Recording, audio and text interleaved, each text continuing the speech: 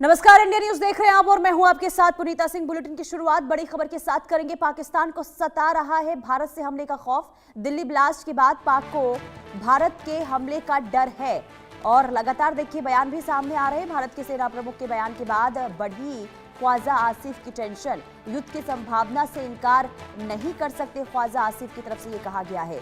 पूर्वी और पश्चिमी सीमाओं पर सामान करने को लेकर भी अब तैयारियां तेज हो चुकी है। तो ख्वाजा आसिफ की तरफ से ये स्टेटमेंट और उनके बयान से ये साफ तौर पर समझ आ रहा है कि पाकिस्तान के अंदर अब कहीं ना कहीं खौफ की स्थिति देखने को मिल रही है। तो पाकिस्तान के रक्षा मंत्री हैं ख्वाजा आसिफ, जिन्होंने भारत से हमले का खौफ सता रहा है। दरअसल मंगलवार को उन्होंने कहा कि भारत के साथ युद्ध की जो संभावनाओं से इनकार नहीं किया जा सकता। देश पूरी तरह अलर्ट पर है। पाकिस्तानी रक्षा मंत्री की यह टिप्पणी भारत के सेना प्रमुख जनरल उपेंद्र द्विवेदी द्वारा ऑपरेशन सिंदूर को 88 घंटे का ट्रेलर कहे जाने के कुछ दिनों के बाद आई है। द्विवेदी ने कहा था कि अगर हालात की मांग हुई तो सेनाएं पाकिस्तान को पड़ोसी देश के साथ जिम्मेदारी से पेश आना सिखाने के लिए तैयार है। एक इंटरव्यू में ख्वाजा आसिफ ने यह भी कहा कि हम किसी भी परिस्थिति में भारत की ना तो उपेक्षा कर रहे हैं और ना ही उस पर भरोसा कर रहे हैं। मैं भारत की ओर से किसी भी तरह के युद्ध या शत्रुतापूर्ण रणनीति की संभावना से इनकार नहीं कर सकता। हमें पूरी सतर्कता से रहना होगा। आदित्य वधावन हमारे संवाददाता तमाम जानकारी के साथ जुड़ चुके हैं। आदित्य, रक्षा मंत्री जो पाकिस्तान के हैं ख्वाजा आसिफ, उनकी तरफ से जो स्टेटमेंट सामने आया है उसे कैसे समझा जाए? क्या वाकई में अब खौफ पाकिस्तान के अंदर?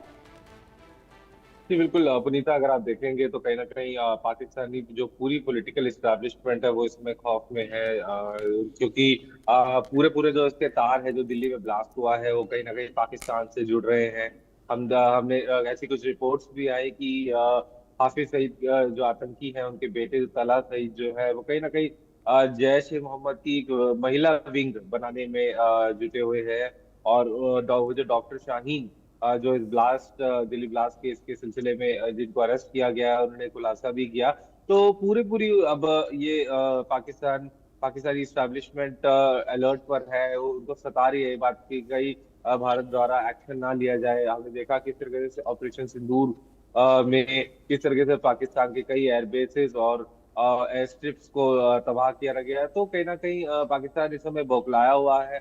और तभी हमने देखा कुछ सोशल मीडिया पे वीडियो भी वायरल हो रहा था जहां पाकिस्तान भी अपने जो है पूर्वी बॉर्डर पर जो है काफी मिसाइल्स ट्रांसपोर्ट करता हुआ नजर आया। तो कहीं ना कहीं जो चीजें हैं अभी पाकिस्तान के लिए ज्यादा ठीक नहीं है। पहले से ही इकोनॉमिक क्राइसिस है पाकिस्तान में।